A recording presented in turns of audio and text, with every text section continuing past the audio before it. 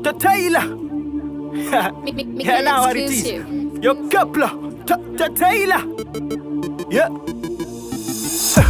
Nyashangazi wanzu waridzairi pasa pamuti wemuzhanje pfugamai pasi mnamate ramai nhasi mshambidzwe udzanai mese kuti Jesu mponesi ndokuti mponeswi kudzamai vako life yako irebeswi ndokuti ucheneswi zvenga zvakaipa unge Jobho akakunda mogo ingobuka maronda akakura anorwadza kutumbura gomba rakanyura rinorwadza kufushira tadza kugashira gomba rakanyura rino Ecko mchamunzwa asimaungira pageto pane munzwa akasimira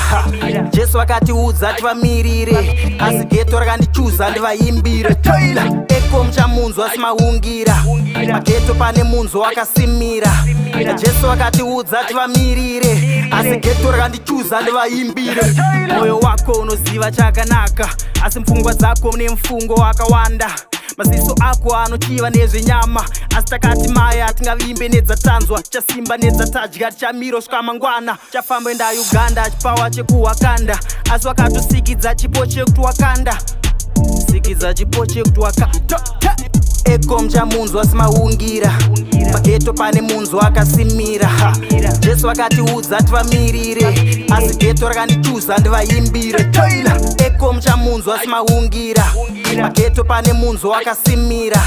Jesu akatiudza tivamirire asi geto rakandichuza ndivaimbire Nyashangadzi wanzwe waridzairi pasa pamuti wemuzhanje pfugamai pasi mnamate ramai nhasi mshambidzwe udzanai mese kuti Jesu mponesi ndokuti mponeswi kudzamai vako life yako irebeswi ndokuti ucheneswi zvenga zvakaipa unge Jobho akakunda mogo ingobuka maronda akakura anorwadza kutumbura gomba rakanyura rinorwadza kufushira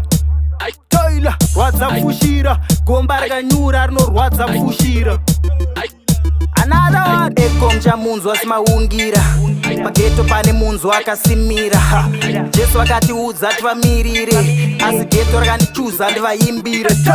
Ecko mchamunzwa asimaungira pageto pane munzwa akasimira Jesu akatiudza tivamirire asi geto rakandichuza ndivaimbire